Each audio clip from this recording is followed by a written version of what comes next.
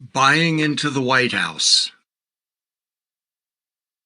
Even under a Democratic president and Congress, the pyramid lobby prevented FTC prosecution of any large MLMs. During that time, it weakened state anti-pyramid statutes and leveraged the Departments of Commerce and State to open the largest market in the world, China, overcoming Chinese government efforts to outlaw MLM.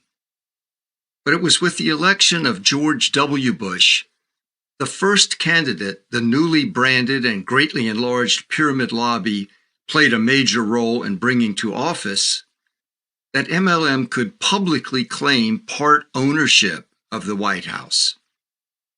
With its now openly recognized political influence, MLM could now collect what Betsy DeVos called, quote, some things in return. They were quickly delivered.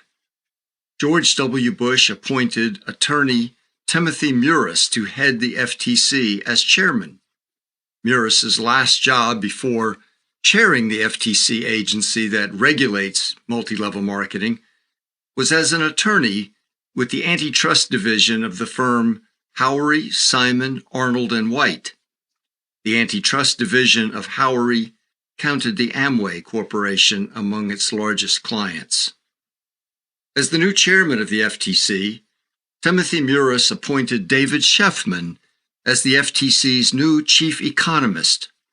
Only a year earlier, Sheffman worked as an expert for the multi-level marketing company Equinox International, a member of the Direct Selling Association that had been prosecuted by the Clinton FTC for operating a pyramid scheme. Sheffman testified against the FTC and on behalf of the scheme, arguing that Equinox's business model was legitimate, operated just like Amway, and was not a pyramid scheme. The FTC ultimately succeeded in shutting down Equinox and recovering about $50 million for consumers. However, the FTC estimated that consumer losses at the hands of Equinox exceeded $330 million. During the tenure of FTC Chairman Timothy Murris, the FTC issued a highly publicized pro-MLM letter, which the MLM industry dispersed widely to its recruiters to claim that the FTC had reversed and repudiated its long-standing interpretation of Section 5 of the FTC Act. Entitled a, quote, staff advisory opinion, pyramid scheme analysis. It was signed on January 14, 2004 by James A. Combe, Acting Director of Marketing Practices, Federal Trade Commission.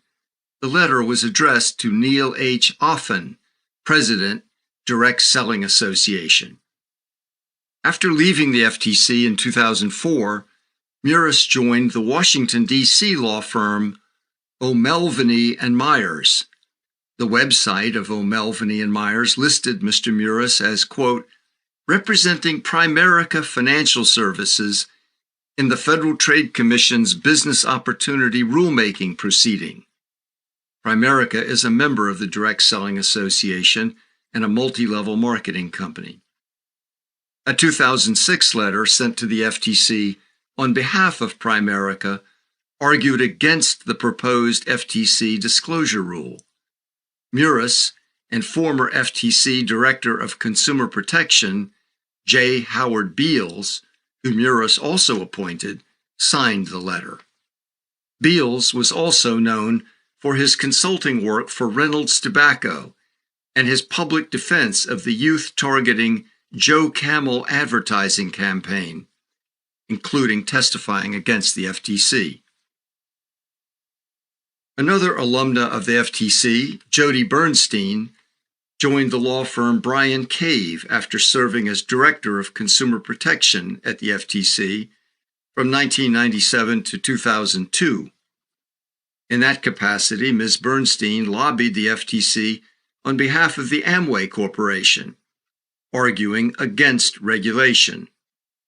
Her law firm, Bryan Cave, defended the notorious Ponzi operator Reed Slatkin and previously represented Michael C. Cooper, President and Chief Executive Officer of the MLM company Renaissance the Tax People, which was shut down by the state of Kansas as a pyramid scheme.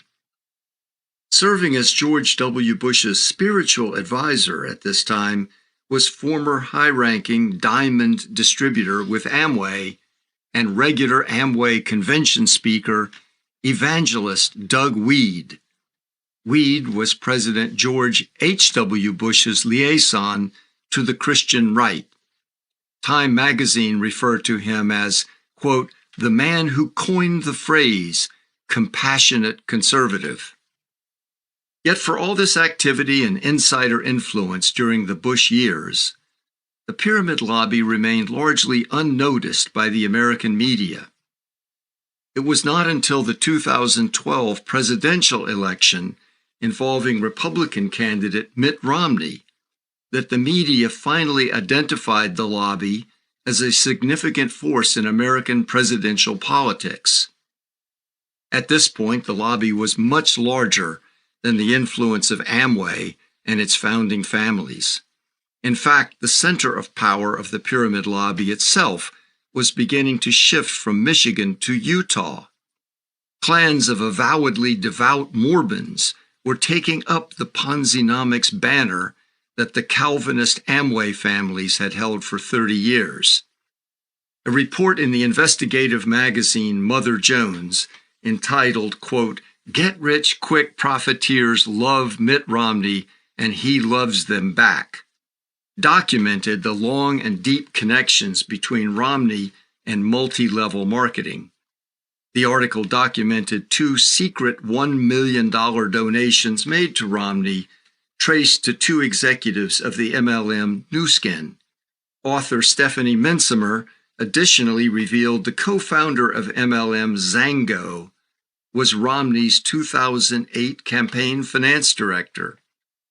Another MLM founder donated $500,000, and the founder of MLM Melaleuca was his current finance chair and a $1 million contributor to Romney's super PAC. The Mother Jones expose of the embedding of MLM into Mitt Romney's 2008 and 2016 presidential campaigns showed how the base of the pyramid lobby had widened beyond Amway and its powerful grips over Reagan, Clinton, and Bush presidencies. The MLM power base now included Nu Skin and other Utah-headquartered and Mormon-affiliated MLMs, still maintaining the facade of religious piety of leaders and a doctrine that sanctified pursuit of wealth. This expansive pattern further extended into the Obama presidency and the Democratic Party side of Congress. In this phase under Obama, the MLM scheme Herbalife is shown as yet another wing of political influence buying, capable of silencing Democratic leaders, pulling the strings of Wall Street, and controlling FTC prosecution. What distinguished the Obama era is that in 10 years leading to his election, awareness of MLM fraud had also increased, along with the expansion of the pyramid lobby's disinformation and influence buying. Whistleblowing websites appeared. A small but skilled group had launched an anti-pyramid scheme nonprofit organization for consumer education and advocacy focused directly on MLM. A popular Yahoo chat group, MLM Survivor, was operating, and there had been several successful class action lawsuits against MLM. For the first time since MLM propaganda and FTC policy about the normalcy and legitimacy of endless chain schemes had dominated public forums, hope for change and uncorrupted law enforcement was in the air. To understand the confluence of a hope-inspiring Obama presidency and Democratic Party control of Congress, and the FTC failure to confront the pyramid lobby, once again the perspective and moral compass of the muckraking era at the start of the 20th century must be visited. Hope and boodle under Obama.